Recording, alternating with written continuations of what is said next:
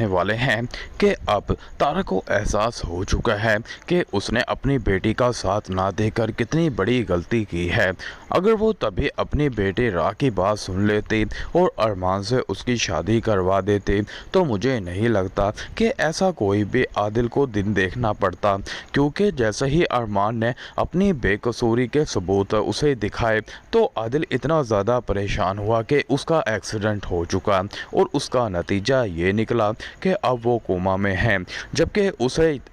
जबकि आदिल को तो ये तक नहीं पता कि उसके कोमा में जाने के बाद अब ज़रून और उसका बाप उसके घर के उसकी फैमिली का क्या करने वाले हैं, क्योंकि ज़रून और वसीम साहब ने शुरुआत तो तारा और उसकी बेटी को घर से निकाल कर कर दी है और अब रह गई है बतूल और उसकी माँ, जिसे ये दोनों बाप बेटे बहुत जल्द कागजात और प्रॉपर्टीज़ अपने नाम करवाने के बाद इनको भी घर से ऐसे निकाल देंगे जैसे इस घर से इनका कोई लेना देना ही ना हो, क्योंकि वसीम साहब अब बहुत जल्द उन कागजात पर आदिल के दस्तखत करवा लेगा या फिर उनके अंगूठे लगवा लेगा, जिसके बाद ऑटोमेटिकली सब कुछ इन दोनों बाप बेटे के नाम हो जाएगा। मगर दूसरे सीन में आप ये भी देखेंगे कि अरमान अब इन दोनों बाप बेटों के पीछे लग चुका है, क्योंकि अरमान को एक क्लू मिल चुका है कि ज़रून कुछ तो छिपा रहा है और व्यूवर्स वो यही बात है कि उसकी पहले से ही शादी हो चुकी है,